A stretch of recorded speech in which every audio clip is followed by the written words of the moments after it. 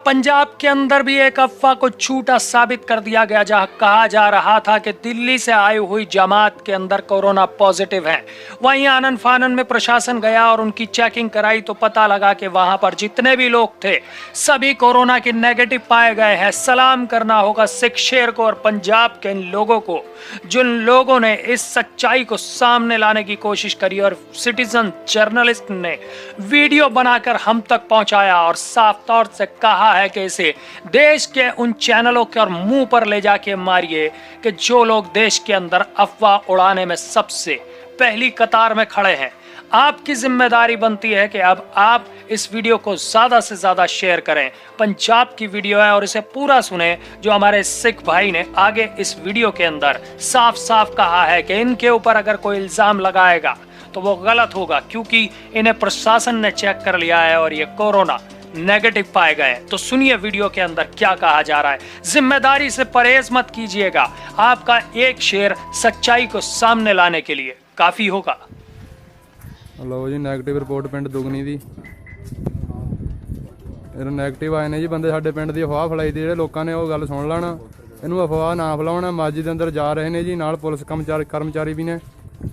ਇਹਨਾਂ ਸਾਡੇ ਪਿੰਡ ਦੇ ਜਮਾਤ ਵਾਲਿਆਂ ਦੀ ਜਿਹੜੇ ਦਿੱਲੀ ਤੋਂ ਆਏ ਤੇ ਆ ਸਾਡੇ ਪਿੰਡ ਦੇ ਗਏ ਤੇ ਇਹ ਨੈਗੇਟਿਵ ਆਏ ਨੇ ਜੀ।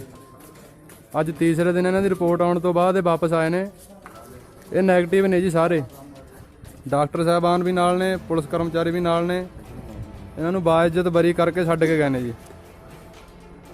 ਇਹ ਤੀ ਜੀ ਆਪਣੇ ਦਿੱਲੀ ਦੀ ਜਮਾਤ ਜੋ ਕਿ ਪਿੰਡ ਦੁਗਨੀ ਦੀ ਮਾਜੀ ਦੇ ਅੰਦਰ ਰਹਿ ਰਹੀ ਸੀ।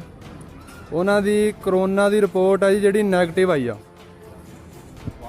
ਇਹਨਾਂ ਚੋਂ ਕੋਈ ਪੋਜ਼ਿਟਿਵ ਨਹੀਂ ਆਇਆ ਜੀ। ਇਹ 2 ਦਿਨ ਪਹਿਲਾਂ ਅਫਵਾਹ ਫੈਲਾਈ ਗਈ ਸੀ ਵੀ ਪੋਜ਼ਿਟਿਵ ਆ ਗਏ, ਦੁਗਨੀ ਦੇ ਲੋਕਾਂ ਤੋਂ ਬਚੋ। ਇਹ ਸਰਾਸਰ ਗਲਤੀ ਅਫਵਾਹ ਦੀ। ਆ ਸਾਡੇ ਪਿੰਡ ਦੇ ਉੱਤਰ ਰਹੇ ਸੀ ਜਿਹੜੀ ਪੰਜਾਬ ਦੇ ਮਾਨਸਾ ਦੇ ਅੰਦਰੋਂ ਆਈ ਸੀ, ਔਰ ਇਹਨਾਂ ਦੀ ਰਿਪੋਰਟ ਵੀ ਆ ਜਿਹੜੀ ਨੈਗੇਟਿਵ ਆਈ ਆ ਜੀ।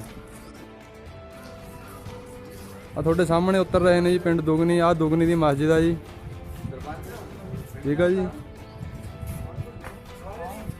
ਬਿਲਕੁਲ ਨੈਗੇਟਿਵ ਆਏ ਨੇ। ਵੀਡੀਓ ਨੂੰ ਵੱਧ ਤੋਂ ਵੱਧ ਵੀਰੇ ਸ਼ੇਅਰ ਕਰ ਦਿਓ, ਕਿਉਂਕਿ ਦੁਗਨੀ ਦੀ ਅਫਵਾਹ ਜ਼ਿਆਦਾ ਫੈਲ ਗਈ ਸੀ ਵੀ ਦੁਗਨੀ ਦੇ ਲੋਕਾਂ ਤੋਂ ਬਚੋ।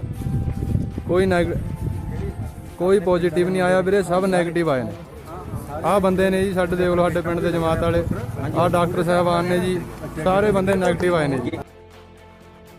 11 हाँ जी 11 ਜਾਓ ਜਾਓ। ਆਹ ਦੇਖੋ ਨੂੰ ਜਾ ਰਹੇ ਨੇ ਜੀ ਬੰਦੇ। हाँ हाँ बस ਇਹਨਾਂ ਦੀ ਰਿਪੋਰਟ ਨੈਗੇਟਿਵ ਆ ਜੀ, ਬਿਲਕੁਲ ਨੈਗੇਟਿਵ।